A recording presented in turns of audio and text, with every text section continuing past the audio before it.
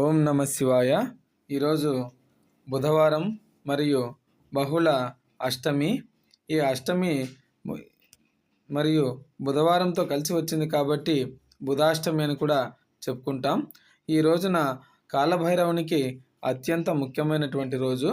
ఆ కాలభైరవ స్వామిని ఈరోజు అభిషేకాలు పూజలతో అర్చిస్తాం.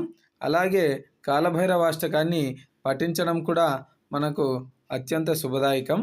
ఆ కాలభైరవ స్వామిని మనము ఎందుకు అర్చించాలంటే దిష్టి దోషాలు తొలగిపోవడానికి, కష్టాల నుంచి బయటపడడానికి, అలాగే యమబాధలు అనగా మృత్యువుతో కూడినటువంటి భయాలు ఇటువంటివన్నీ కూడా తొలగాలంటే మనం తప్పకుండా ఆ కాలభైరవ స్వామిని పూజించాలి. కాబట్టి ఈ రోజున మనము గుమ్మడికాయలో దీపాలు వెలిగించడం ఆనవాయితీ.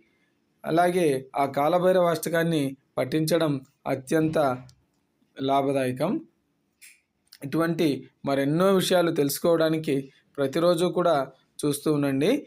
శివభక్తి మార్గం ఛానల్ను ప్రతి ఒక్కరూ కూడా దయచేసి సబ్స్క్రైబ్ చేయండి. ఓం నమ శివాయ.